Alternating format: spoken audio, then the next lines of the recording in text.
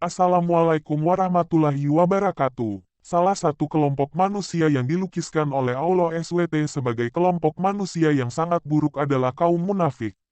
Bahkan Allah SWT melukiskan tempat kaum munafik hakiki itu di akhirat kelak adalah di dasar neraka Qs An-Nisa 4:145. Allah SWT menggambarkan sifat dan karakter kaum munafik dalam banyak hal. Tentu sifat dan karakter orang munafik itu bertolak belakang dengan sifat dan karakter orang mukmin. Jika kaum mukmin memerintahkan kemakrufan dan mencegah kemungkaran, kaum munafik justru sebaiknya. Mereka menyuruh kemungkaran dan melarang kemakrufan. Allah SWT berfirman, kaum munafik laki-laki dan perempuan, sebagian mereka dengan sebagian yang lain menyuruh kemungkaran dan melarang kemakrufan. Mereka menggenggam tangan mereka telah lupa kepada Allah.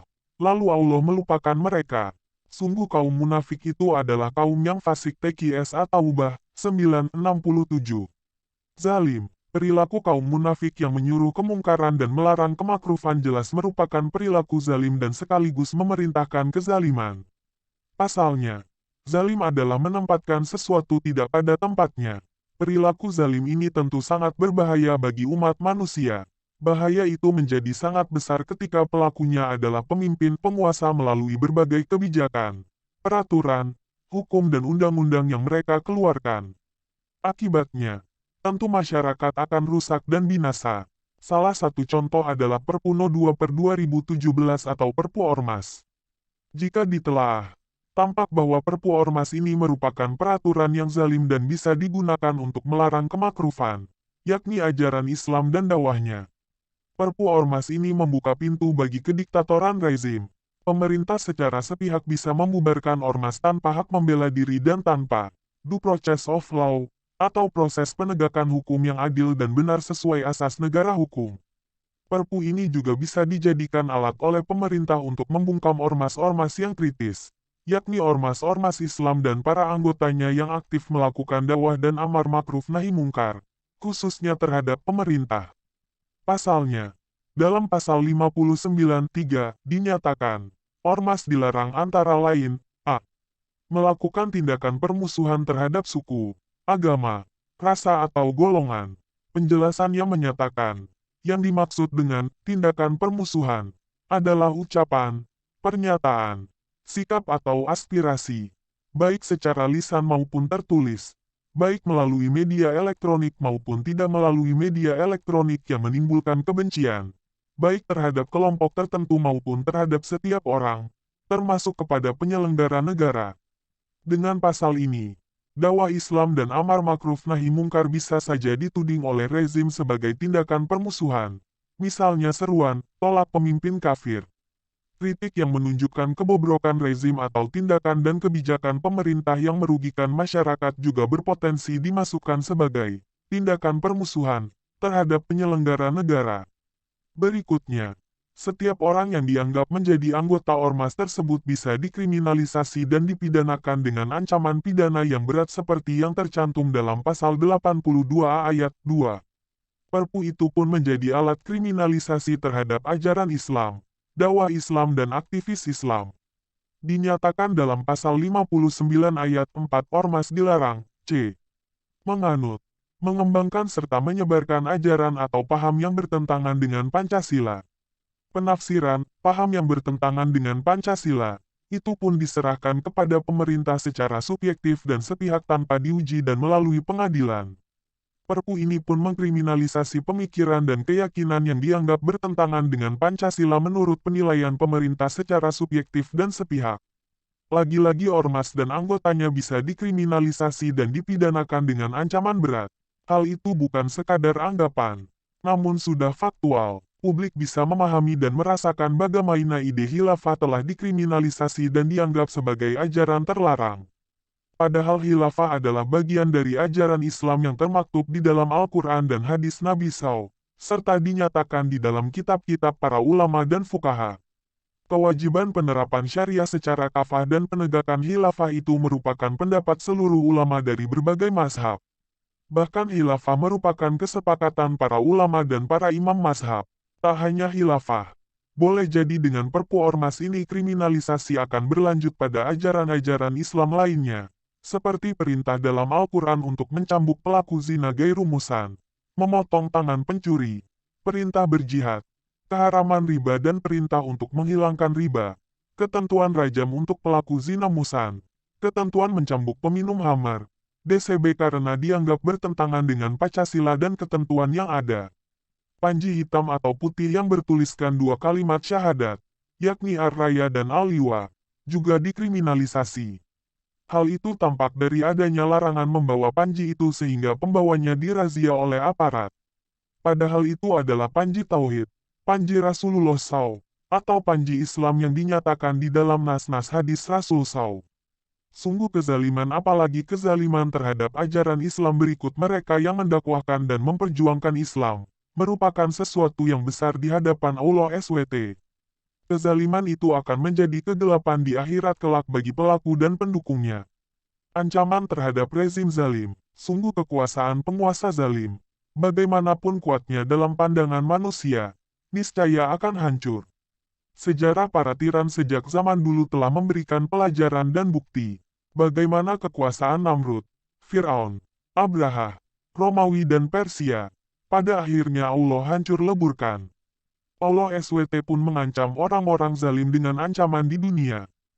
Lalu orang-orang zalim itu dimusnahkan hingga ke akar-akarnya, TQS Al-An'am 6:45. Jikapun Allah SWT tidak menindak mereka di dunia, pasti orang-orang zalim tidak akan luput dari azabnya di akhirat.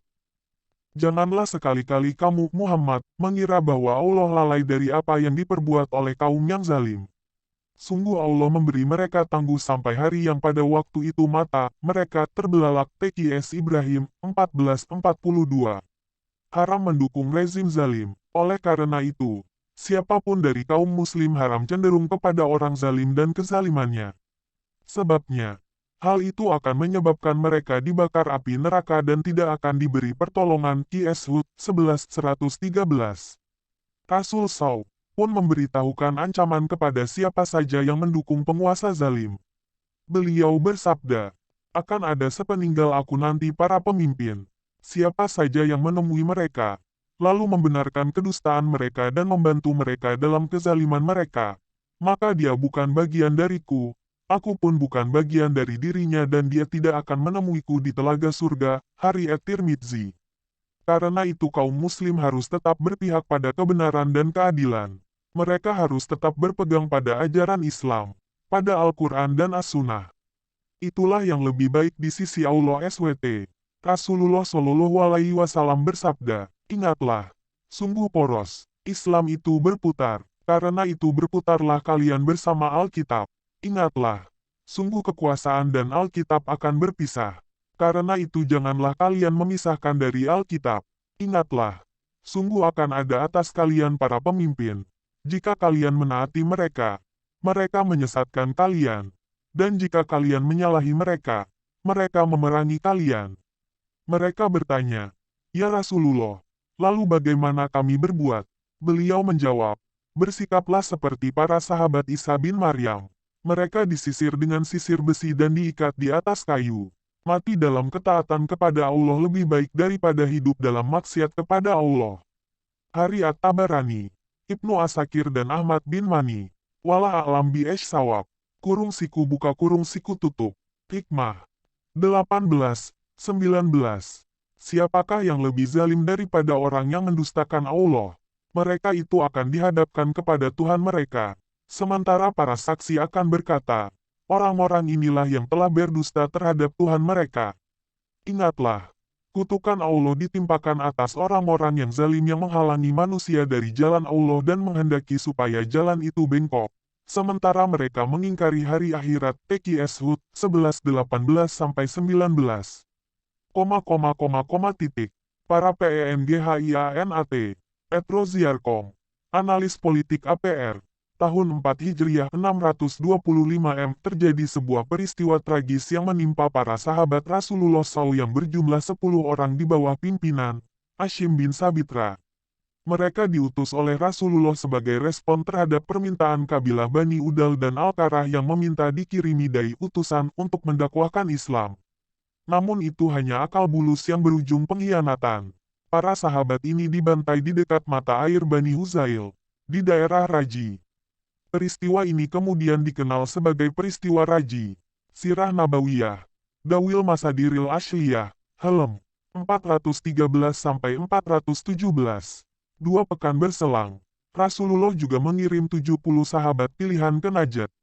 Ibnu Ishaq 704-761 m. Sejarawan besar Islam, menyebutkan bahwa salah satu pembesar daerah Najd, Abu Bara, Amir bin Malik menemui Rasulullah SAW. Ia menyampaikan permintaan kepada Rasulullah supaya berkenan mengutus beberapa sahabat untuk mendakwahkan Islam kepada penduduk Najd. Meski masih dibayangi trauma tragedi Raji, para sahabat tersebut tetap bertolak menuju Najd.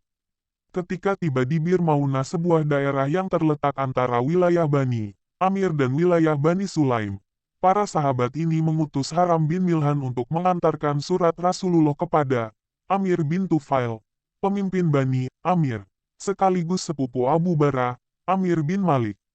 Namun, Amir bin Tufail tidak menghiraukan surat itu, bahkan ia memerintahkan seorang pengikutnya untuk menikam Haram dari belakang. Kemudian, Amir bin Tufail memprovokasi penduduk Bani Amir agar memerangi rombongan sahabat Rasulullah. Bani Amir menolak ajakan Amir bin Tufail karena para sahabat berada dalam jaminan Abu Bara. Tekadnya untuk memerangi rombongan ini tidak luntur disebabkan kegagalannya memprovokasi Bani Amir. Dia arahkan hasutannya ke Bani Sulaim. Ajakan ini disambut oleh kabilah Usayyah, Ri dan Zakwan. Mereka mulai bergerak dan mengepung para sahabat Rasulullah. Pertempuran sengit tak terhindarkan. Satu persatu sahabat gugur sebagai syuhada. Sampai akhirnya tidak ada yang tersisa kecuali Ka'b bin Zaid yang dibiarkan sekarat dengan harapan agar meninggal perlahan. Sementara itu ada 2 sahabat yang tertinggal, yaitu Amr bin Umayyah dan Al-Munzir Uqbah bin Amir. Melihat para sahabat mereka telah menjadi korban, tanpa rasa gentar, mereka maju dan menyerang kaum kufar. Al-Munzir terbunuh, sementara Amr ditawan namun akhirnya dilepas dengan tebusan.